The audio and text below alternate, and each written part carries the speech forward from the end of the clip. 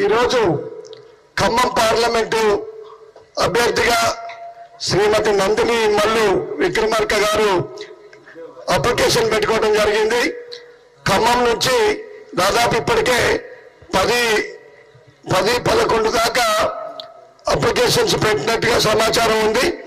ఈరోజు నందిని మేడం గారు కూడా భారీ క్యాన్వాయ్తోని పెద్ద ఎత్తున ఖమ్మం నుంచి దాదాపు 500-600 కార్లతోని ఒక ర్యాలీగా వచ్చి ఓ పండుగ వాతావరణంలో అప్లికేషన్ పెట్టుకోవడం జరిగింది.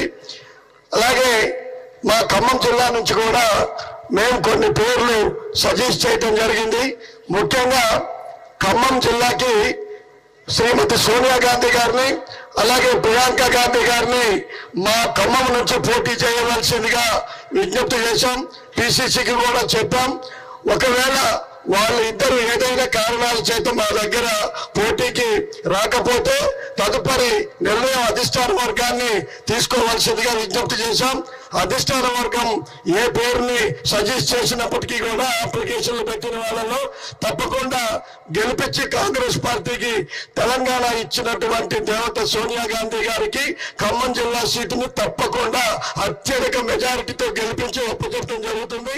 ఇప్పుడు ఈ రోజు నామినేషన్ దాఖలు చేసినటువంటి శ్రీమతి నందిని మేడం గారు మీకు వారి ఉద్దేశాన్ని తెలియజేస్తారు.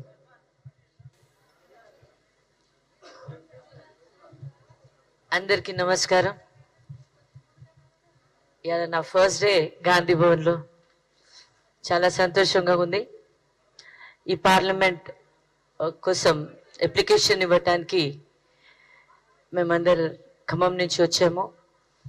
ఇంకా మొట్టమొదట మన తెలంగాణలో ఉన్న మన రాష్ట్ర నాయకులందరూ, మన సీఎం గారు, మన డిప్యూటీ సీఎం గారు వాళ్ళందరూ కోరుకున్నారు సోనియా గాంధీ గారికి లేకపోతే ప్రియాంక గాంధీ గారు మా ఖమ్మం జిల్లా నుంచి వాళ్ళు పోటీ చేయాలని. మా అందరి కోరిక కూడా అదే ఉంది.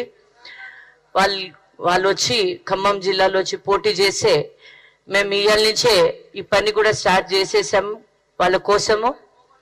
వాళ్ళు ఇక్కడ ఖమ్మం జిల్లా నుంచి పనిచేసే పోటీ చేసే వాళ్ళకి మేము భారీ మెజారిటీతోని గెలిపించి పార్లమెంట్కి పంపిస్తాము. మా ఉద్దేశం ఒకటే ఉంది, అక్కడ రాహుల్ గాంధీ గారికి ప్రధానమంత్రి చేయాలని. కాబట్టి అధిష్టానం ఏ నిర్ణయం తీసుకుంటే దాన్ని మేము కట్టుబడి ఉంటాము. వాళ్ళు సోనియా గాంధీ గారికి చేయమంటే వాళ్ళ కోసం మేము పనిచేసి వాళ్ళని గెలిపిస్తాము. తర్వాత వాళ్ళు ఏ నిర్ణయం తీసుకుంటే దానికి మేము కట్టుబడి ఉంటాము. Thank you.